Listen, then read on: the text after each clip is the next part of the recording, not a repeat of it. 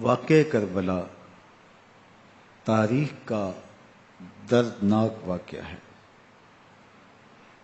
یہ اقتدار کی جنگ نہیں تھی، اقدار کی جنگ تھی۔ دو شخصیتوں کی لڑائی نہیں تھی، دو نظریات کا ٹکراؤ تھا۔ یہ حق اور باطل کا معرکہ تھا۔ یزید ظلم کا استعارہ ہے، حسین ابن علی امن کی علامت ہے۔ یزید جبر کا پتلا ہے، حسین صبر کا پیکر ہے۔ یزید اپنی بدطینت فطرت اور اپنی طبع ناہموار کے باعث دنیا پر ذلت و رسوائی، ظلم، جبر، جور و زیادتی کی علامت بن کے ابھرا، اور حسین ابن علی رضی اللہ تعالی عنہ حق و صداقت کا نشان بن کے ابھرا۔ کربلا کے تپتے ہوئے ریگزار میں حسینی اور یزیدی دو کردار سامنے آتے ہیں۔ اقبال نے کہا تھا، موسیٰ و فرعون و شبیر و یزید، ایند و قوت از حیات آید پدید، زندہ حق از قوت شبیری است، باطل آخر داغ حسرت میری است، سرخ رو عشق غیور از خون او، شوخی ای مصر از مضمون او، تا قیامت قطع استبداد کر، موج خون او چمن ایجاد کر۔ یزید بہدل کی بیٹی محسون کا ناپاک بیٹا تھا، اور حسین محمد عربی کی بیٹی فاطمہ کا شہزادہ تھا۔ یزید دمشق کے اطراف میں سرجون اور جریر، اختل جیسے اوباشوں کے جھرمٹ میں پل کے جوان ہوا۔ حسین کے گھر کا دروازہ مسجد نبوی کے اندر کھلتا تھا۔ یزید نشے میں دھت ہو کر کے نمازیں چھوڑ دیتا تھا۔ حسین کی کربلا کے اندر بھی نماز تہجد قضا نہیں ہوئی۔ یزید ظلم کا دوسرا نام ہے، حسین امن کی علامت ہے۔ یزید نے زندگی میں ایک مرتبہ حج کیا اور شراب کے مٹکے ساتھ لے کے آیا، اور اختل اور دیگر گویوں اور مغنیوں کو اپنے ساتھ رکھا تاکہ سفر آسانی سے کٹے۔ حسین ابن علی نے 25 حج سواری ہونے کے باوجود پیدل کیے۔ یزید حج بیت اللہ کے بعد مدینہ المنورہ آیا اور شراب کی ایک مجلس بپا کی۔ حضرت امام حسین رضی اللہ تعالی عنہ جب وہاں پہنچے تو شراب کی پھیلی ہوئی بدبو کو محسوس کرتے ہوئے فرمایا، یہ بو کیسی ہے؟ تو نشے میں دھت یزید بولا، یہ شام میں بنتی ہے، اور ایک جام منگوایا اور اس کو پیتے ہوئے دوسرا جام حضرت امام حسین رضی اللہ تعالی عنہ کی طرف بڑھاتے ہوئے کہا، ابا عبداللہ لیجئے۔ تو حضرت امام حسین رضی اللہ تعالی عنہ نے فرمایا، میں اس کی طرف دیکھتا بھی نہیں ہوں، اور پھر وہ عشقی اشعار پڑھنے لگا۔ جب یزید کی شراب نوشی کا منظر امام حسین رضی اللہ تعالی عنہ اپنی آنکھوں سے دیکھ چکے تھے تو مجھے بتاؤ، یزید کے ہاتھ پہ امام حسین کا پاک ہاتھ کیسے آتا؟ حضرت امام حسین رضی اللہ تعالی عنہ جس ماحول میں پلے تھے، جس ماحول میں پرورش پائی تھی، جس ماحول میں رہے تھے، وہ پاکیزہ اور تقدس مآب ماحول تھا۔ اور یزید کبھی اطراف دمشق میں، کبھی غوطہ میں، کبھی الخضرہ محل میں، اور کبھی کہاں اور کبھی کہاں داد عیش دیتا رہا اور لہو و لعب کے اندر مصروف رہا۔ اور اس کی زندگی ان چیزوں سے عبارت تھی. وہ محرمات کو حلال قرار دیتا، شراب نوشی اس کی ہڈیوں میں رچی ہوئی تھی، اور شریعت بیضا کا مذاق اڑایا کرتا. اور حسین ابن علی رضی اللہ تعالی عنہ کی دوستیاں جن لوگوں سے تھی وہ عبداللہ ابن عباس تھے، عبداللہ ابن عمر تھے، حضرت عبد الرحمن بن ابو بکر رضی اللہ تعالی عنہ تھے. یزید تو جوا کھیلتا رہا، یزید تو قمار بازی کرتا رہا، یزید تو شراب نوشی کرتا رہا، اور حسین ابن علی مسجد نبوی کے ممبر میں حضور کے پہلوؤں میں بیٹھتے رہے. زمانے نے وہ منظر دیکھا کہ سرخ رنگ کے جوڑے پہنے ہوئے حسنین کریمین حجرہ فاطمہ سے نکلتے ہیں. کم عمری کی وجہ سے کبھی گرتے ہیں کبھی سنبھلتے ہیں، اور آقا کریم خطبہ ارشاد کر رہے ہیں، خطبہ چھوڑ کے حضور نے شہزادوں کو اٹھا لیا. وہ منظر بھی زمانے نے دیکھا. حضرت عبداللہ بن شداد کہتے ہیں کہ حضور سجدے میں تھے اور سجدہ اتنا طویل ہو گیا، ہمیں لگا یا تو وحی کا نزول ہو رہا ہے یا پھر اللہ کا حکم آ گیا اور اللہ کے محبوب کی روح قبض کر لی گئی. لیکن میں نے جب نظریں اٹھا کے ننکیوں سے دیکھا تو کیا منظر تھا کہ حسین ابن علی حضور کی پشت پہ بیٹھے ہوئے اور میرے آقا سجدے کو طول دے رہے ہیں. اللہ اکبر. حسین کے لیے پیغمبر کے سجدوں کو طول دیا جا رہا ہے. حسین ابن علی کبھی ممبر پہ حضور کی اطراف میں بیٹھتے ہیں. وہ منظر بھی دنیا نے دیکھا کہ حضور کے مبارک کندھوں پر حسین ابن علی بیٹھے ہیں اور حضور کی زلفوں کو پکڑا ہوا ہے. تو حضرت عمر رضی اللہ تعالیٰ عنہ دیکھ کے کہتے ہیں واہ واہ کیسی سواری میسر آئی حسین ابن علی کو. تو میرے آقا مسکرا کے کہتے ہیں عمر سواری دیکھتے ہو سوار بھی تو دیکھو. اللہ اکبر. حضرت اسامہ بن زید بن حارثہ رضی اللہ تعالیٰ عنہ فرماتے ہیں رات کا ایک پہر گزر گیا اور مجھے حضور سے کوئی کام تھا. میں آقا کریم کی خدمت میں حاضر ہوا، در دولت پہ دستک دی. حضور تشریف لائے تو چادر اوڑی تھی، بکل کی ہوئی تھی میرے حضور نے. تو میں نے اپنی حاجت کہی تو حضور نے میری حاجت پوری کر دی. لیکن ایک منظر میں نے دیکھا کہ حضور نے جو چادر کی بکل فرمائی تھی اس کے اطراف میں پہلوؤں میں ابھار تھے جس طرح اندر کوئی ہو. مجھ سے نہ رہا گیا، میں نے پوچھ لیا. میں نے کہا بندہ نواز چادر کے اندر کیا ہے؟ فکاشفہ. تو حضور نے چادر کو کھول دیا. فائز الحسن والحسین علی ورکہ. تو کہتے ہیں میں نے اپنی آنکھوں سے دیکھا ایک پہلو سے امام حسین لپٹے ہوئے تھے، ایک پہلو سے امام حسن لپٹے ہوئے تھے. فرمایا یہ میرے بیٹے ہیں، یہ میری بیٹی کے بیٹے ہیں. اے اللہ میں ان سے پیار کرتا ہوں، تو بھی ان سے پیار کر، جو ان سے پیار کرے اس سے بھی پیار کر. ان کی محبت کا درس دیا، ان کے پیار کا سبق پڑھایا. کہا ان سے پیار کرنے والا میرے سے پیار کرنے والا ہے، ان سے بغض رکھنے والا میرے سے بغض رکھنے والا ہے. ان کی تکلیف حضور کو بے چین کر دیتی تھی. حضرت سیدہ فاطمہ الزہرا رضی اللہ تعالی عنہا کے گھر کے قریب سے گزرے تو حضرت امام حسین کے رونے کی آواز آ رہی تھی. تو آقا کریم علیہ السلام نے فرمایا کہ فاطمہ حسین کو چپ کرواؤ. اللہ تعالیٰ انا بقاءہ یوزینی، تو جانتی نہیں حسین کا رونا مجھے دکھ دیتا ہے. حسین ابن علی کو حضور رونے نہیں دیتے تھے، ان کو دکھی نہیں ہونے دیتے تھے، کیونکہ رسول اللہ صلی اللہ علیہ وسلم جانتے تھے کہ یہ کتنے دکھ سہے گا، کتنی تکلیفوں سے گزرے گا اور کتنے مصائب سہے گا. زمانے نے وہ گھڑیاں بھی دیکھیں کہ حضرت حذیفہ بن یمان رضی اللہ تعالی عنہ فرماتے ہیں کہ میں حضور کی خدمت میں نماز مغرب کی ادائیگی کے لیے حاضر ہوا، اور میں نے یہ اجازت خاص طور پہ اپنی ماں سے اس شرط پہ لی تھی کہ امی آپ مجھے اجازت دیں، میں حضور کی خدمت میں حاضر ہوتا ہوں، مغرب کی نماز بھی ادا کروں گا اور پھر حضور سے عرض کروں گا حضور میرے لیے اور میری ماں کے لیے بخشش کی دعا کر دیجئے. ماں نے اس شرط پہ اجازت دے دی اور میں حضور کی خدمت میں آ گیا. نماز مغرب ادا کی، سلام پھرا تو میرے دل میں آرزو تھی میں حضور سے عرض کروں حضور میرے لیے اور میری ماں کے لیے مغفرت کی بخشش کی دعا کر دیں.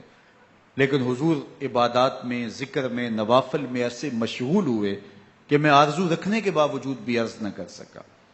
خیر نماز عشاء کا وقت ہوا، اذان پکاری گئی، حضور مصلی پہ آئے، نماز پڑھی، سلام پھرا، تو میرے دل میں پھر خیال آیا کہ ماں سے ایک نماز کی چھٹی لی تھی، نمازیں بھی 2 ہو گئیں، ماں نے جاتے پوچھنا ہے حضور سے میرے لیے اور اپنے لیے مغفرت کی، بخشش کی دعا کروائی تھی، تو کیا جواب دوں گا؟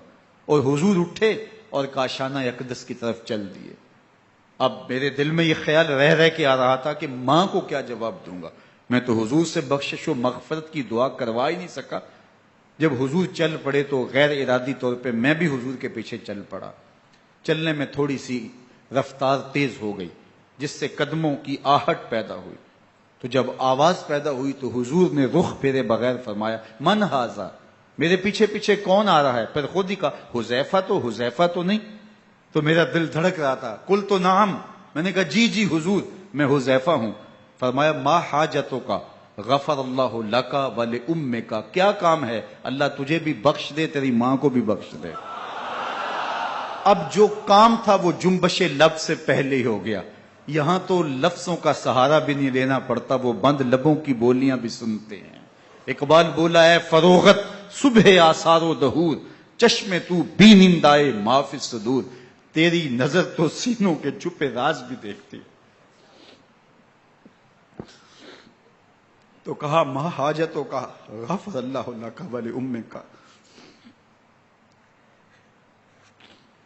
اللہ تجھے بخش دے، تیری ماں کی بھی مغفرت کر دے، کیا کام ہے؟ اب جو کام تھا وہ تو ہو گیا۔ تو میرے حضور نے ارشاد فرمایا حذیفہ سنو، ابھی ایک فرشتہ آیا ہے جو اس سے قبل دھرتی پر پہلے کبھی نہیں آیا، آج پہلی مرتبہ اللہ سے اجازت لے کے 2 کام کرنے آیا ہے۔ ایک تو مجھے سلام کرنے آیا ہے، اور دوسرا خوشخبری دینے آیا ہے کہ آپ کی بیٹی فاطمہ جنتی عورتوں کی سردار ہے، اور حسن اور حسین جنتی جوانوں کے سردار۔ ایک طرف یزید ناپاک میسون کا پلیت بیٹا، اور ایک طرف محمد عربی کا نواسا، فاطمہ کے دودھ کا اثر، علی المرتضیٰ کے خون کی تاثیر، رسول اللہ صلی اللہ علیہ وسلم کے کندھوں پہ بیٹھنے والا۔ ایک دن حضور نے امام حسین رضی اللہ تعالیٰ عنہ کے ہاتھ پکڑ لیے اور ان کے پاؤں اپنے پاؤں پہ رکھے، اور پھر فرمایا بیٹے آگے بڑھو، اور ان کے پاؤں حضور کی پنڈلیوں پہ آئے۔ پھر کہا بیٹے اور آگے بڑھو، حتیٰ کہ ان کے پاؤں حضور کی رانوں پہ آئے۔ پھر فرمایا بیٹا اور آگے بڑھو، تو ان کے پاؤں حضور کے مبارک بطن اقدس پہ آئے۔ پھر بازوؤں کو کھینچ کے اپنے قریب کیا اور حسین ابن علی کے منہ میں اپنی زبان رکھ دی، اور وہ اس طرح چوس رہے تھے جس طرح کھجور چوسی جاتی ہے۔ تو اللہ کے محبوب علیہ السلام نے حسین ابن علی کو اپنی زبان کا لعاب دہن دے کر کے، وہ شیر رحمت دے کر کے، وہ کوثر و تسلیم سے پاکیزہ تر آب رحمت عطا کر کے ان کی ہمیشہ کے لیے پیاس بجھا دی، تاکہ کل کربلا کے تپتے ہوئے ریگزار میں حسین ابن علی کو پیاس کی شدت تنگ نہ کرے اور پائے استقلال میں لغزش نہ آنے پائے۔ ان نازوں سے پالے ہوئے حسین کو، ان محبتوں سے پالے ہوئے حسین ابن علی کو امتحان بھی اتنے بڑے درپیش تھے۔ یاری تیری سونا پر ازمیشاں تیریاں اگ، سونا پرکھیا جامدہ ہے نال اگاں دے لگ۔ جتنا بڑا شخص ہوتا ہے اتنی آزمائشیں بھی بڑی ہوتی ہیں۔ پیغمبر رحمت کی آغوش میں کھیلنے والا، حجرائے فاطمہ کا جانشین، مصلی رسول کا وارث، منبر رسول صلی اللہ علیہ وآلہ وسلم پر حضور کے مبارک پہلو اور گود میں بیٹھنے والا حسین، حضور کی زبان چوسنے والا حسین، حضور کے کندھوں پہ سواری کرنے والا حسین، آقا کریم علیہ الصلوۃ والسلام کے مبارک سجدے کی حالت کے اندر حضور کی پشت پہ کھیلنے والا حسین، جس حسین کا دروازہ مسجد نبوی کے اندر کھلتا تھا اور یزید کی کرتوتوں کے چشم دید گواہ تھے۔ یزید جب تخت نشین ہوتا ہے تو اسے یہ فکر ہوتی ہے کہ امام حسین، عبداللہ بن زبیر، عبداللہ بن عمر، عبداللہ ابن عباس یہ میری بیعت کریں. اور وہ ولید بن عقبہ کو لکھتا ہے کہ ہر صورت میں ان کی بیعت لو، اور اگر بیعت نہ دیں تو سختی کرو. حضرت امام حسین رضی اللہ تعالی عنہ کو بلاوا آتا ہے کہ آپ کو دارالامارت میں گورنر ہاؤس میں بلایا جا رہا ہے. ولید بن عقبہ کا پیغام آپ کو پہنچتا ہے. آپ اس وقت فرماتے ہیں کہ اس وقت جو پیغام پہنچا ہے وہ کسی خطرے سے خالی نہیں ہے. تو کچھ سواروں کو ساتھ لیا، کہا تم دارالامارت کے باہر کھڑے رہنا، اگر میری آواز بلند ہوئی تو اندر آ جانا، ورنہ تم انتظار کرنا. آپ اندر گئے. ولید بن عقبہ نے مروان کو بھی بلایا تھا. مروان بن حکم یہ گورنر مدینہ ولید سے پہلے رہ چکا ہے، تو اس نے مشورہ دیا کہ سختی کی جائے. خیر ولید بن عقبہ نے کہا کہ یہ خط ہے، حضرت امیر معاویہ کا انتقال ہو گیا اور یزید تخت نشین ہوا ہے، لہذا وہ آپ سے بیعت کا مطالبہ کرتا ہے. تو حضرت امام حسین رضی اللہ تعالیٰ عنہ نے فرمایا کہ میرے جیسا شخص یوں چھپ کے بیعت نہیں کر سکتا. اور آپ واپس پلٹے. مروان بن حکم نے ولید بن عقبہ کو کہا کہ یہ موقع ہے جانے نہ دیا جائے، اگر یہ نکل گئے تو دوبارہ تم قابو نہیں پا سکو گے اور انہیں یہیں قتل کر دیا جائے. حضرت امام حسین رضی اللہ تعالیٰ عنہ نے یہ بات سن لی. کہتے ہیں حضرت امام حسین انہی قدموں کے بل واپس پلٹے اور مروان بن حکم سے مخاطب ہو کے کہا مروان کیا بول رہا ہے؟ وہ خاموش ہو گیا. فرمایا تو جانتا نہیں ہم کون ہیں؟ آنا حسین ابن علی ابن ابی طالب، میں حسین ہوں، میں علی کا بیٹا ہوں. ہمارے گھر میں قرآن اترتا رہا ہے، وحی کا نزول ہوتا رہا ہے، اور یزید فاسق ہے، فاجر ہے، مسلمانوں کا قاتل ہے اور شرابی ہے. میں ڈنکے کی چوٹ پہ یزید کی بیعت سے انکار کرتا ہوں.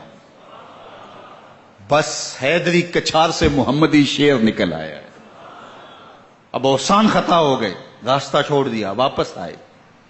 سیدہ زینب سے ملے، کہا مدینے کو چھوڑنا پڑے گا. کہا بھیا کیا ہوا؟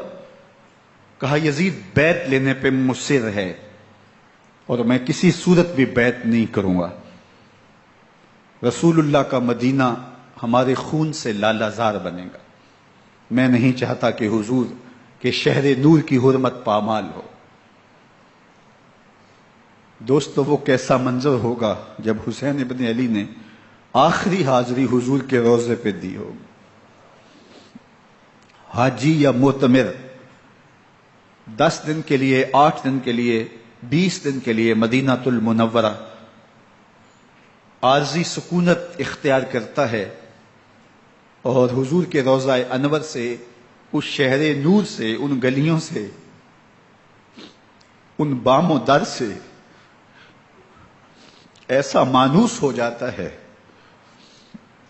کہ جب واپس پلٹ رہا ہوتا ہے ان دعاؤں کے ساتھ کہ دوبارہ آنا بھی نصیب ہو، اور اسے لگتا ہے کہ میں دوبارہ بھی بلایا جاؤں گا، لیکن اس کے باوجود شہر حبیب چھوڑنا قیامت سے کم نہیں ہوتا. اعظم چشتی مرحوم آخری بار جب حضور کے روضہ انور پہ گئے تو بیمار تھے، ویل چیئر پہ تھے. باب بقی سے باہر نکلے تو خادم سے کہا کہ میری ویل چیئر پیچھے سے کھینچو تاکہ میرا رخ روضہ انور کی طرف رہے. اور وہ پیچھے سے کھینچتا چلا جا رہا ہے. اور جب باب مکہ سے پیچھے جنت البقیع کے قریب سے گنبد خضرا نگاہوں سے اوجل ہونے لگا تو اعظم چشتی مرحوم نے کہا جان بدن سے نکلتی ہے اعظم، جان بدن سے نکلتی ہے اعظم، کوئی آسان ہے مدینے سے جدا ہونا، کوئی آسان ہے مدینے سے جدا ہونا. یہ اس شخص کی کہانی ہے جو 10 دن، 5 دن، مہینہ، 2 ماہ وہاں رہتا ہے اور پھر اس شہر کو چھوڑ کے آنا اس کے لیے آسان نہیں ہوتا. اور مجھے بتاؤ کہ حسین جو پیدا مدینے میں ہوا، جس کے گھر کا دروازہ مسجد نبوی کے اندر کھلتا تھا، جو مسجد نبوی کے اندر پرورش پا کے جوان ہوتا ہے اور مدینے کی گلیوں میں کھیلتا رہا، اس حسین ابن علی کے لیے مدینہ چھوڑنا، اور پھر وہ اس بات کا علم اور شعور رکھتے تھے کہ یہ آخری بار حضور کے در پہ حاضری ہے، دوبارہ اس شہر نور میں نہیں آ سکوں گا، تو کیا قیامت ہوگی اور کیا منظر ہوگا۔ محمد بن حنفیہ کے علاوہ خاندان نبوت کے جتنے لوگ تھے ان سب نے شہر مدینہ کو الوداع کہا، اور رات کے موقع میں مدینہ المنورہ کو، مسجد نبوی کو چھوڑ کر کے مکہ کی جانب عازم سفر ہوئے۔ 3 شعبان المعظم کو مکہ المکرمہ پہنچتے ہیں، ادھر کوفیوں کے خطوط آنے شروع ہو جاتے ہیں۔ حضرت امام حسین رضی اللہ تعالیٰ عنہ مسلم بن عقیل رضی اللہ تعالیٰ عنہ کو صورتحال معلوم کرنے کے لیے بھیج دیتے ہیں۔ 40,000 کوفی آپ کے ہاتھ پہ بیعت کر لیتے ہیں۔ ادھر 25 پیدل حج کرنے والے حضرت امام حسین 8 ذی الحج کو احرام باندھتے ہیں، لیکن آپ کو پتہ چلتا ہے کہ حاجیوں کے روپ میں قاتل چھپا دیے گئے، تو آپ اس احرام کو حج کی بجائے عمرے میں بدلتے ہیں اور کوفے کی جانب عازم سفر ہوتے ہیں۔ کائنات والو، ذرا سینے پہ ہاتھ رکھ کے دیکھو کہ یہ کتنا مشکل مرحلہ تھا۔ اس دین کی آبرو کو بچانے کے لیے حضرت امام حسین رضی اللہ تعالیٰ عنہ نے کتنا بڑا قدم اٹھایا۔ آپ کے بہی خواہ، دوست، احباب عبداللہ بن عمر یہ سارے روکتے ہیں، عبداللہ بن عباس کہتے ہیں حضرت نہ جائیے، الکوفی لا یوفی، کوفی کبھی وفا نہیں کرتے، آپ کے والد کو وہاں شہید کیا گیا، لیکن آپ ایک فرض کو نبھانے جا رہے ہیں۔ میرے غم گسارو، میرے مہربانوں، نہ روکو مجھ کو جانے دو، مجھے نانے کے دی کی ڈوبتی کشتی بچانے دو، میں جاتا ہوں کہ دنیا پر وفا کا نام رہ جائے، میں رہوں نہ رہوں پر عظمت اسلام رہ جائے۔ میں نہیں جاتا تو نبی کے گھر کی آن جاتی ہے، میں نہیں جاتا تو نبی کے گھر کی آن جاتی ہے، تمہارا دین جاتا ہے، میری غیرت ایمان جاتی ہے۔ حضرت امام حسین یہاں سے چلتے ہیں، ابھی راستے میں ہی پہنچتے ہیں کہ یہ خبر آتی ہے کہ کوفے والوں نے بے وفائی کر دی، حضرت مسلم بن عقیل رضی اللہ تعالیٰ عنہ کو شہید کر دیا گیا، نعمان بن بشیر معزول کر دیے گئے، ابن مرجانہ ابن زیاد وہاں متعین کر دیا گیا جو سخت گیر شخص تھا، اور اس نے لوگوں کو ڈرایا، دھمکایا، اور کوفے کے لوگوں کے دل بدل گئے اور وہ بیعتیں توڑنے لگے۔ وہ منظر مسجد کوفہ کا کتنا دلگداز تھا، جب امام نماز کے لیے کھڑے ہوئے تو 40,000 لوگ آپ کے پیچھے تھا۔ جب سلام پھیرا اور امام نے دیکھا کہ پیچھے لوگ نہیں ہیں، پھر لوگوں نے اپنے دروازے بھی بند کر لیے۔ رات کی تنہائیاں ہیں اور حضرت مسلم بن عقیل کو کوئی پناہ دینے والا نہیں، لوگوں نے دروازے بند کر لیے کہ کہیں ہمارے گھر میں نہ آ جائیں اور ہم مشقت اور حکومتی تشدد کا شکار نہ ہوں۔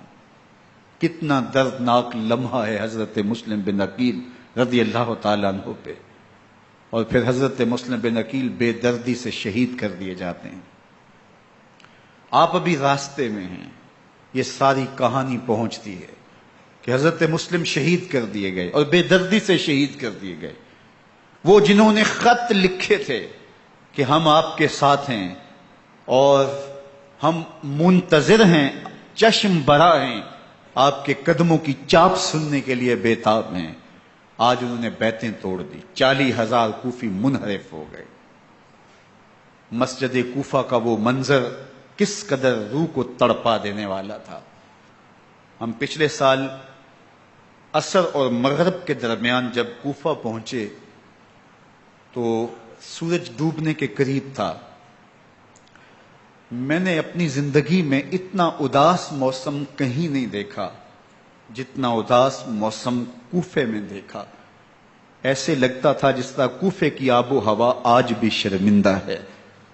جو مسلم بن عقیل اور خاندان نبوت کے ساتھ اہل کوفہ نے کیا، حضرت امام حسین رضی اللہ تعالیٰ عنہ کو ان کے بہی خواہوں نے، اعزاء نے، اقربا نے، دوستوں نے، آوان و انصار نے، ساتھیوں نے کہا کہ حضرت حالات یکسر تبدیل ہو گئے، اب ہمیں مراجعت کر جانی چاہیے، واپس پلٹ جانا چاہیے۔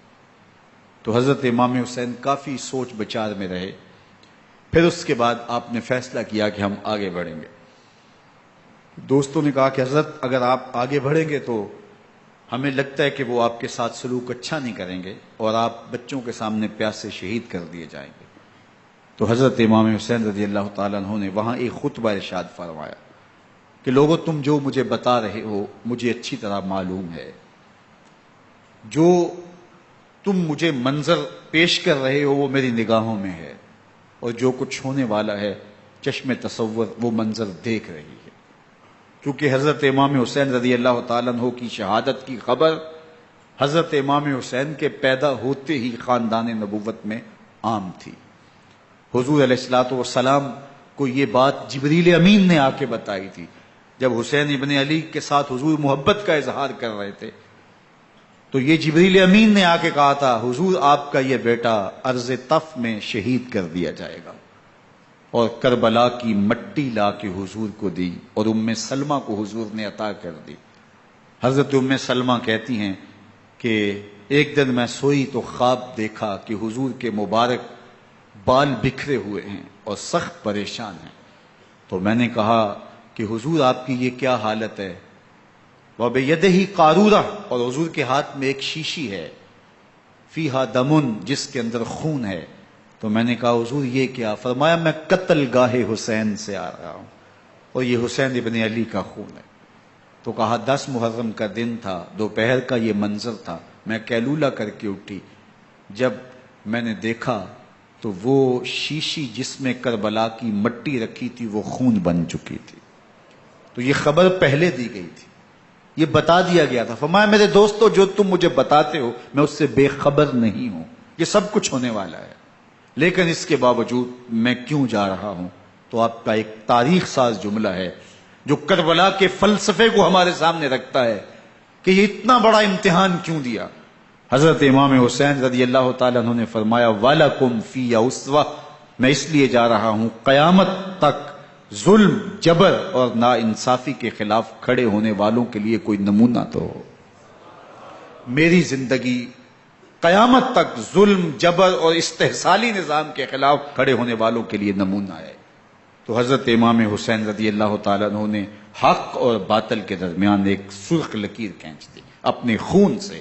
اب حق اور باطل کا امتیاز کرنا مشکل نہیں ہے، کوئی باطل پہ اڑا رہے تو الگ بات ہے، لیکن امتیاز کرنا مشکل نہیں ہے۔ حدود بالکل واضح کر دی۔ اقبال نے یہاں کتنی خوبصورتی کے ساتھ اس مضمون کو نبھایا۔ سرخ رو عشق غیور از خون او، شوخی این مصرع از مضمون او، تا قیامت قطع استبداد کر، موج خون او چمن ایجاد کر۔ ایک جہاں آباد کر دیا، حق اور باطل کی راہیں اجال دی۔ اب لوگوں کو یزید کا چہرہ پہچاننے میں دیر نہیں لگتی، وقت کے ہر یزید کا چہرہ آسانی سے پہچانا جا سکتا ہے۔ یہ معرفت زمانے کو کروائی کس نے؟ حسین ابن علی نے کروائی رضی اللہ تعالی عنہ۔ تو حضرت امام حسین نے فرمایا کہ جو میرے ساتھ ہونے والا ہے میں اچھی طرح جانتا ہوں، لیکن میں اس کے باوجود آگے بڑھوں گا۔ پھر بڑھے اور کربلا میں جا کے خیمہ زن ہو گئے۔ 7 محرم کو پانی بند کر دیا گیا۔ پانی بند ہوا تو کھانا بھی میسر نہیں تھا، لیکن ذکر پانی کا ہوتا ہے اس لیے کہ کھانے کے بغیر انسان کئی دن کاٹ لیتا ہے، لیکن پانی کے بغیر گزر نہیں ہوتی۔ تو فرات کی نہر سامنے اپنی موجوں کے ساتھ چمک رہی ہے، لیکن ایک قطرہ آب بھی آل رسول کو نہیں دیا جا رہا۔ کائنات کے اندر ایسے انوکھے امتحان بھی ہوتے ہیں۔ وارثوں ساقی کوثر کے، مالک ہوں حوض کوثر کے، اور بیٹے ہوں ساقی کوثر کے، اور آج ایک بوند پانی کی بھی میسر نہ ہو۔ صبر کا امتحان ہے، عزیمت کا امتحان ہے۔ حضرت امام حسین رضی اللہ تعالیٰ عنہ خیمہ زن ہو گئے۔ 3 دن تک پانی بند رہتا ہے۔ 9 محرم کو رات کی تنہائی میں حملہ آور ہونا چاہتے ہیں، لیکن آپ نے کہا کہ ہمیں اللہ کے حضور عبادت اور ذکر کے لیے وقت دیا جائے۔ ساری رات ذکر میں گزرتی ہے، عبادات میں گزرتی ہیں۔ رات کے اندھیرے میں آپ چراغ بجھا دیتے ہیں۔ آوان و انصار کو کہتے ہیں کہ ان کی دشمنی میرے ساتھ ہے، انہیں میرا خون چاہیے، اگر تم رات کی تاریکی میں نکل جاؤ تو میں تم سے کوئی مواخذہ نہیں کروں گا، اور یہ بھی تمہارا پیچھا نہیں کریں گے، اس لیے کہ ان کا مطلوب تم نہیں ہو، ان کا مطلوب میں ہوں۔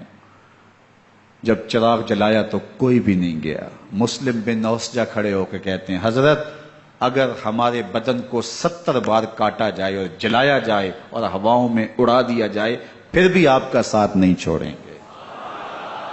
70 سال کے بوڑھے ہیں حبیب بن مظاہر، کہتے ہیں حضرت آپ کو چھوڑ کے جائیں کہاں، آپ کو چھوڑ کے جائیں کہاں؟ کوئی ساتھ چھوڑنے کے لیے تیار نہیں ہے۔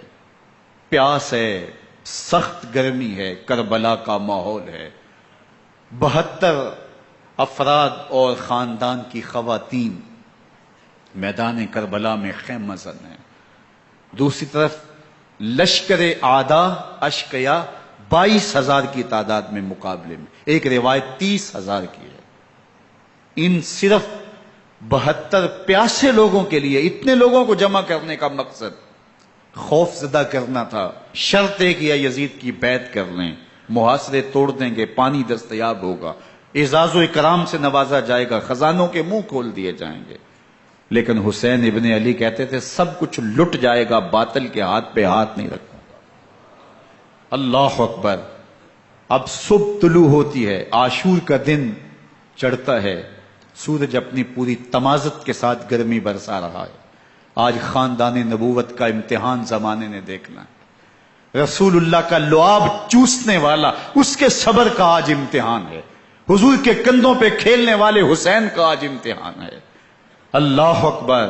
حسین ابن علی تمام حجت کرتے ہیں، میں نے تمہارا کچھ نہیں بگاڑا، میں نے کسی کا خون نہیں کیا، میں نے کوئی زیادتی نہیں کی، تم کیوں میرے قتل کے در پہ ہو؟ تم جانتے نہیں میں کون ہوں؟ میں تمہارے نبی کا نواسا ہوں، رسول اللہ صلی اللہ علیہ وآلہ وسلم کے کندھوں پہ کھیلتا رہا ہوں، حضور کا لعاب چوستا رہا ہوں، اور میں بوسہ گاہے رسول صلی اللہ علیہ وآلہ وسلم ہوں۔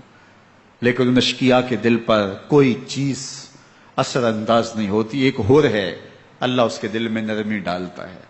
پہلے تو امام حسین کو گھیر کے لے کر کے آتا ہے، لیکن بعد میں وہ قافلہ یزید سے قافلہ حسین کی طرف آ جاتا ہے۔ امام حسین فرماتے تو دنیا میں بھی ہو رہے، آخرت میں بھی ہو رہے، آزادی مل جاتی ہے۔ باقی 22,000 کا لشکر جرار امام حسین کے قتل کے در پہ ہے۔ پھر تاریخ نے خاندان نبوت کا وہ انوکھا امتحان دیکھا۔ حضرت امام حسین کے بچے بالخصوص خواتین پیاس کی شدت میں حلق خشک ہیں۔ حضرت سکینہ تڑپ کے اپنے باپ سے کہتی ہیں کہ مجھے 6 ماہ کے لیے اصغر کی پیاس نہیں دیکھی جا رہی۔ بچے کو ہاتھوں پہ اٹھاتے ہیں اور نہر فرات کے کنارے پہنچ کے فرماتے ہیں اشقیاء سے مخاطب ہو کے، تمہارا معاملہ میرے ساتھ ہے، اس 6 ماہ کے بچے نے تمہارا کچھ نہیں بگاڑا، اور چلو بھر کے اس کا حلق سیراب کرنا چاہتے ہیں۔ ایک 2 شاخہ تیر آتا ہے جو حضرت علی اصغر کے گلے کو چیر دیتا ہے۔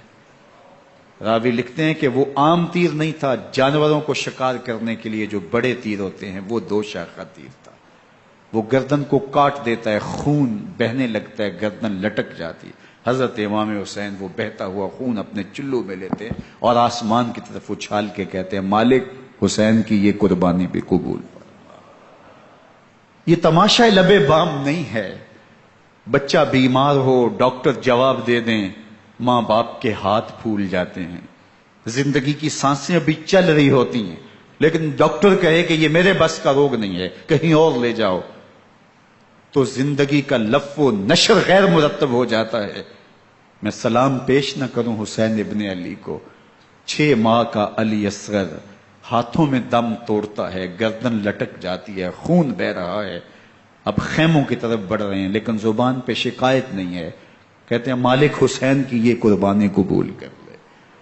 اب خیموں کی طرف آنا، شہر بانوں ام رباب سیدہ زینب حضرت سکینہ سلام اللہ علیہا کا سامنا کوئی آسان کام نہیں تھا، لیکن حسین ابن علی آتے ہیں، شہزادے کو یہاں خیموں کے قریب رکھ کے کہتے ہیں کہ یہ حوض کوثر سے سیراب ہو گیا ہے۔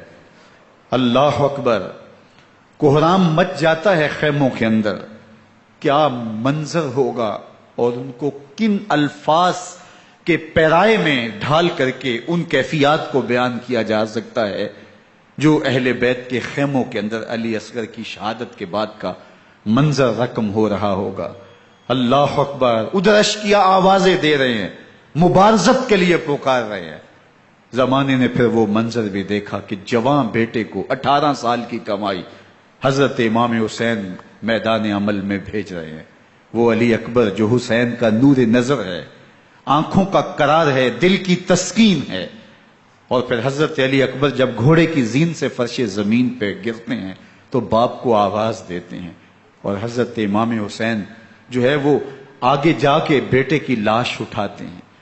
اللہ اکبر، 18 سال کے بیٹے کی لاش کو کندھوں پہ اٹھا کے خیموں تک لاتے ہیں اور ہاتھ پھیلا کے کہتے ہیں مالک حسین کی یہ قربانی بھی قبول فرما۔ کبھی قاسم بن حسن کی لاش اٹھا کے لاتے ہیں، کبھی اون و محمد کی لاشیں اٹھا کے لاتے ہیں، بتیجوں کی، بھانجوں کی، بھائی عباس کے کٹے ہوئے بازو اور زخموں سے چھدا ہوا لاشا۔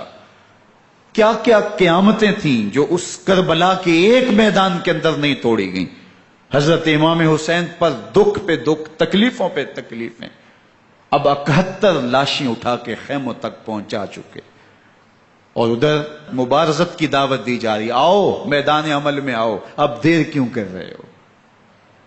رسول اللہ کا حرم، رسول اللہ کی شہزادیاں جو نازوں میں پلی تھیں، وہ کلیاں جو شبنم کا بوجھ بھی گوارا نہیں کر سکتی تھی، آج مصیبتوں کے پہاڑ ٹوٹ گئے۔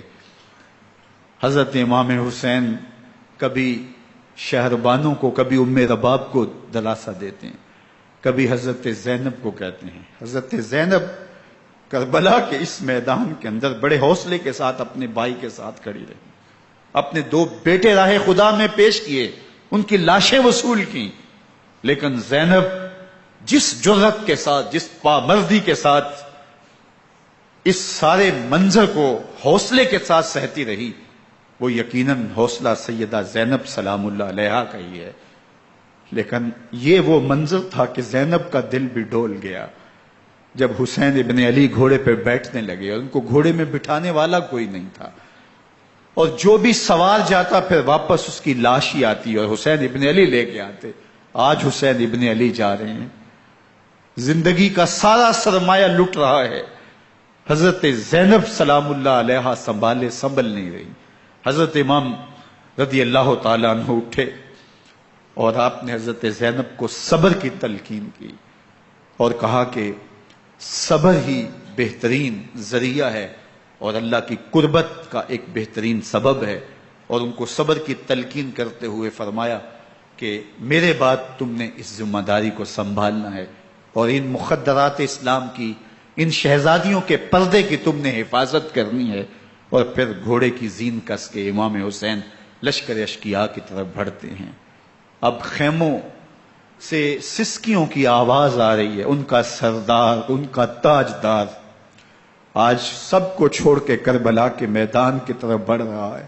جرم کیا کیا، قصور کیا کیا، اس نے کیا زیادتی کی کہ آج نیزوں اور انیوں کے مقابلے میں 22,000 کا لشکر حضرت امام حسین پہ ٹوٹ پڑتا ہے۔ آپ پھر اتمام حجت کرتے ہیں، میں نے کسی کو قتل نہیں کیا، خون ناحق نہیں بہایا، میرے خون کے درپے کیوں ہو، اپنی آخرت کیوں برباد کرتے ہو، تم جانتے نہیں میں کون ہوں، میں تمہارے نبی کا نواسا ہوں۔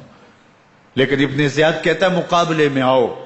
پھر حضرت امام حسین رضی اللہ تعالیٰ عنہ مقابلے میں آتے ہیں، اور جب گھوڑے کو ایڑ لگا کے دشمن اشقیاء پہ ٹوٹتے ہیں تو پھر ایسا منظر ہوتا ہے کہ وہ بھیڑ بکریوں کی طرح آگے بھاگتے ہیں۔ 71 زخم کلیجے پہ لیے شجاعت کا یہ پیکر جب میدان میں آتا ہے، آواز آتی، یہ کون ذی وقار ہے، بلا کا شاہ سوار ہے، لباس ہے پھٹا ہوا غبار سے اٹا ہوا، تمام جسم نازنی چھدا ہوا کٹا ہوا، یہ نبی کا نور عین ہے، یہ بالیقین حسین ہے، یہ حسین ابن علی ہے رضی اللہ تعالیٰ عنہ۔ پھر چاند بادلوں میں گھر جاتا ہے، شامی ہنڈے تیر برساتے ہیں، تلواروں سے آپ کے بدن پر ضربیں لگاتے ہیں اور نیزوں سے آپ کے بدن کو پرو دیتے ہیں۔ جب آپ کا پیراہن بعد میں اتارا گیا تو آپ کے پیراہن میں 122 سوراخ تیروں کے تھے، 33 زخم تلواروں کے اور 34 گھاؤ نیزوں کے تھے۔ جب گھوڑے کی زین سے فرش زمین پر آئے، بدن چھلنی تھا، زخم زخم سے خون بہ رہا تھا، 3 دن کا پیاسا حسین، اللہ اکبر، بدن زخموں سے چور، 71 لاشیں کلیجے پہ لیے، مخدرات اسلام کے پردے کا خیال دل میں الگ ہے، لیکن گھوڑے کی زین سے جب فرش زمین پہ امام حسین آتے ہیں، زبان پہ ہائے نہیں، نالا و شیون نہیں، چیخ و پکار نہیں، آتے ہی پیشانی سجدے میں رکھتے ہیں اور پکارتے ہیں اللہم ردن بقضائک وصبرن علی بلائک تسلیما لامرک سبحان ربی الاعلی۔ مالک گھر لٹا کے، بچے لٹا کے، خاندان سب کچھ قربان کر کے، اپنے بدن کو زخموں سے چھلنی کروا کے، تیروں اور نیزوں کی انیوں سے اپنے آپ کو زخمی کروا کے، تیرے حضور سر جھکا کے یہ اقرار کرتا ہوں کہ حسین تیری تقدیر پہ راضی ہے، مالک تو بھی بتا، تو بھی حسین پہ راضی ہوا ہے کہ نہیں ہوا۔ آواز آ رہی ہے، اس پیاسے پر علی شیر خدا کو ناز ہے، اس نواسے پر محمد مصطفیٰ کو ناز ہے۔ اوروں نے بھی سجدے کیے پر اس کا عجب انداز ہے، اس نے وہ سجدہ کیا جس پر خدا کو ناز ہے۔ حسین ابن علی رضی اللہ تعالیٰ عنہ کا سر انور دستے قاتل نے تب کاٹا جب وہ سجدے میں جھکا ہوا تھا۔ یزید نے کہا میں بیعت لوں گا، امام حسین نے کہا کبھی بھی نہیں دوں گا، یہ سر کٹ سکتا ہے جھک نہیں سکتا۔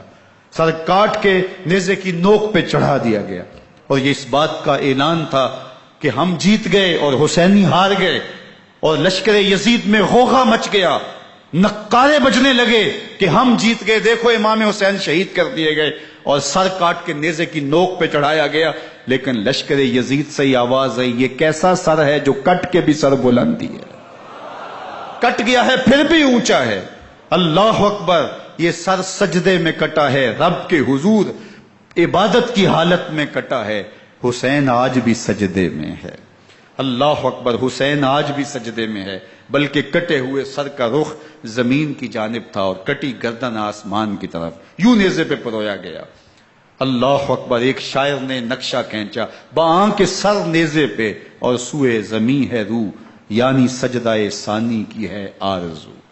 رکعت کے 2 سجدے ہوتے ہیں، ابھی ایک سجدہ ہوا تھا کہ دست قاتل نے سر کاٹ دیا، کہا حسین کی پیشانی میں دوسرے سجدے کی تمنا مچل رہی۔ یہ تھا حسین ابن علی کا سجدہ، ساری زندگی رب کے حضور سجدہ قضا نہیں ہونے دیا۔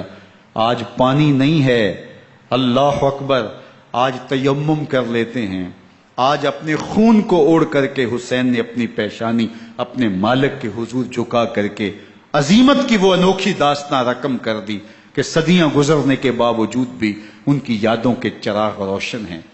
جب حضرت امام حسین اور دوسرے اعیان و انصار کو شہید کر دیا گیا تو ان کے سر نیزوں کی نوک پہ چڑھا دیے گئے۔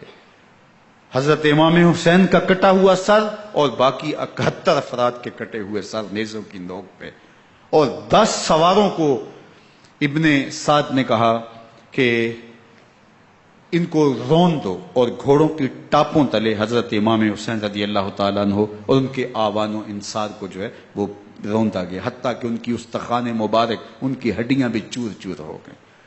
روننے سے قبل ان کا لباس اتار لیا، ان کے کپڑے اتار لیے گئے۔ اللہ اکبر، کیسی دردناک گھڑیاں تھیں۔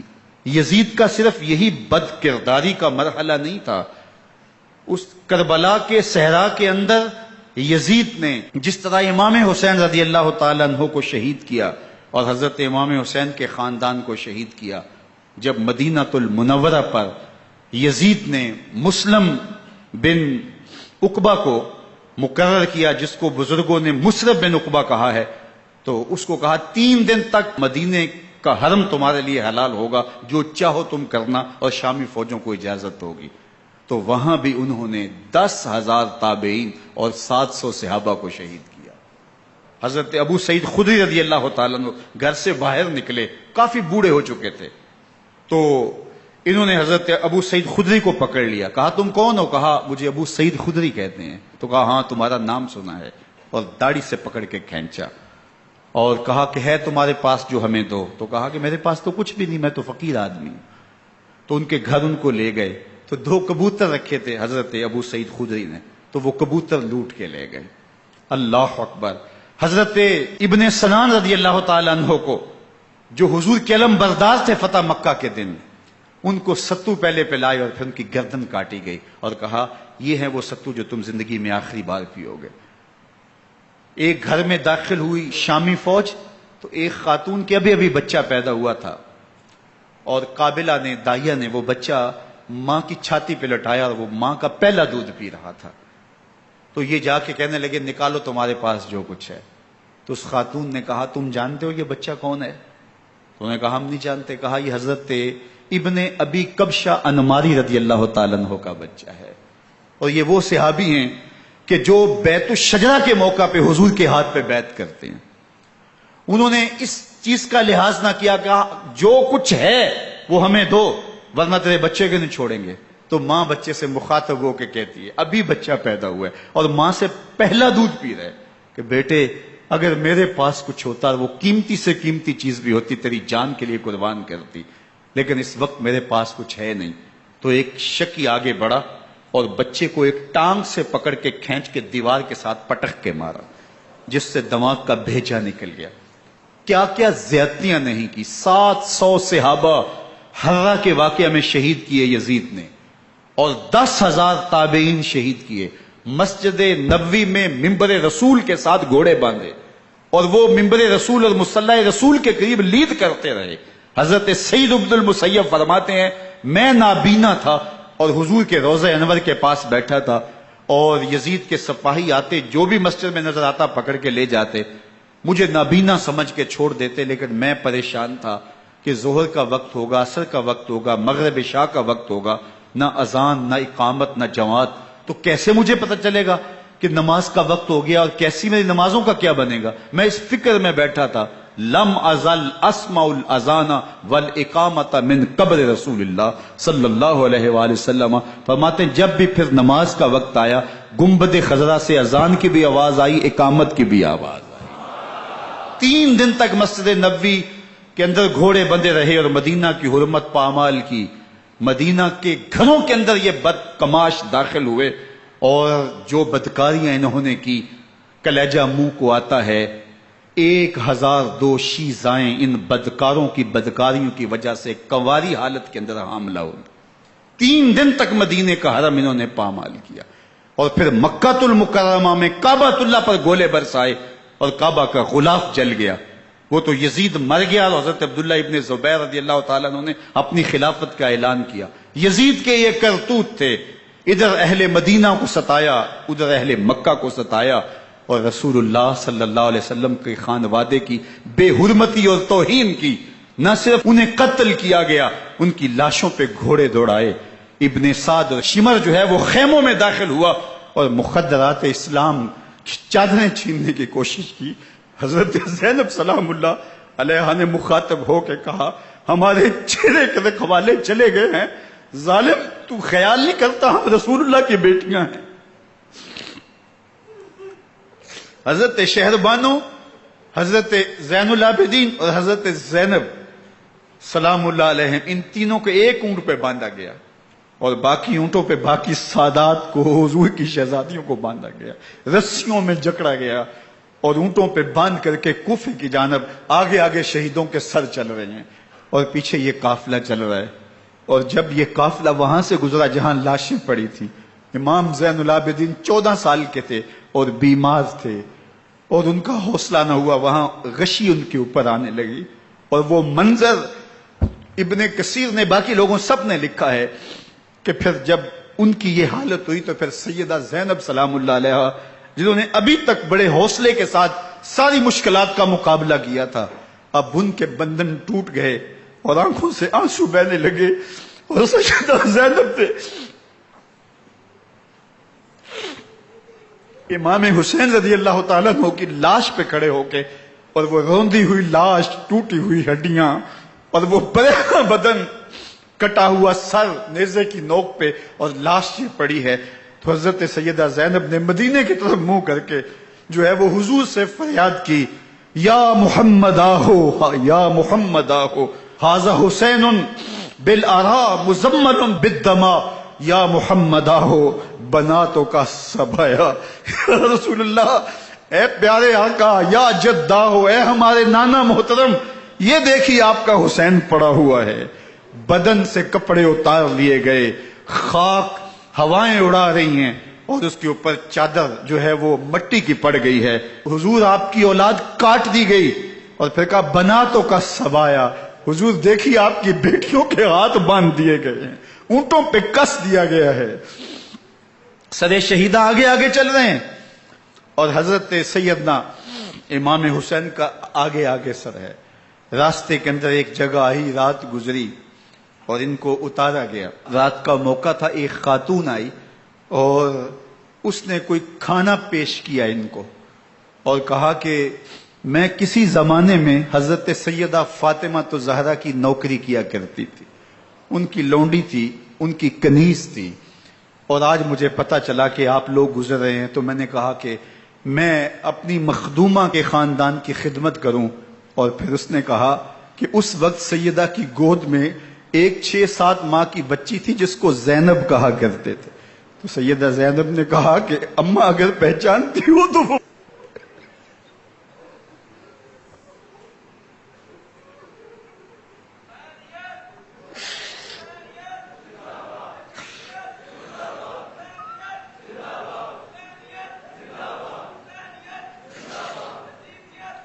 یہ تاراج اور لٹا ہوا کارواں پھر وہاں سے کوفے میں کیسے پہنچا، اور کوفے کے اندر سیدہ زینب سلام اللہ علیہا نے وہ یزید کے دربار میں، ابن زیاد کے دربار میں وہ جرأت آمیز جو باتیں کہیں، اللہ اکبر، زینب کی زبان میں علی کی خطابت بول رہی تھی، اور پھر دشمن اور دوست سارے رونے لگے، اور وہ کیا دل گداز منظر تھے۔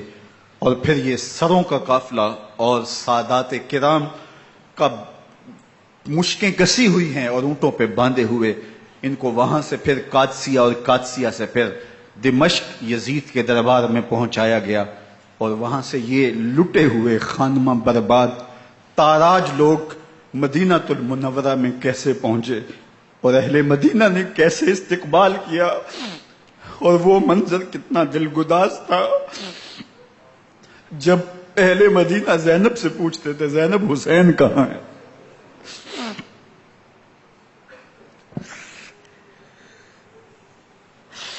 بے مروت بے وفا تیرا بھی کیا افسانہ ہے، جس نے اپنی ہی شمع کو گل کیا تو وہ پروانہ ہے۔ اپنے پیغمبر کے شہزادوں کو اور اپنے پیغمبر کی شہزادیوں کو جو دکھ اس امت نے دیے، یہ کائنات کی ایک انوکھی داستان ہے۔ اللہ ہمیں اسوہ شبیری پہ عمل کی توفیق عطا کرے اور ان کے نقوش پاک کی برکتیں دے، اہل بیت کی محبت ہماری روحوں میں جذب کر دے، اور جس عظیمت کے ساتھ، جس حوصلے کے ساتھ انہوں نے دکھوں کو جھیلا، جو دہکتی آگ کے شعلوں پہ سویا وہ حسین، جو جواں بیٹے کی میت پر نہ رویا وہ حسین، جس نے سب کچھ کھو کے کچھ نہ کھویا وہ حسین، مرتبہ اسلام کا جس نے دوبالا کر دیا، خون نے جس کے دو عالم میں اجالا کر دیا، جو کہ سوزے غم کو سانچے میں خوشی کے ڈھال کے مسکرایا موت کی آنکھوں میں آنکھیں ڈال کے۔ اے حسین ابن علی تم پر سلام، نازش آل نبی تم پر سلام۔ ذرا میرے ساتھ یہ پڑھ لیجئے، اے حسین ابن علی تم پر سلام، نازش آل نبی تم پر سلام، تم پہ لاکھوں رحمتیں لاکھوں سلام، اے شہیدان محبت کے امام، لالا گوں لالا بدن لالا کفن، اے چمن اندر چمن، زندگی ہی زندگی تیری حیات، اے حیات اندر حیات افتخار ملت بیضا ہے تو، رب کعبہ کی قسم یکتا ہے تو، فخر کا دل میں دریچہ باز کرنا چاہیے، جن کا تو آقا ہے ان کو ناز کرنا چاہیے۔ وآخر دعوانا ان الحمدللہ۔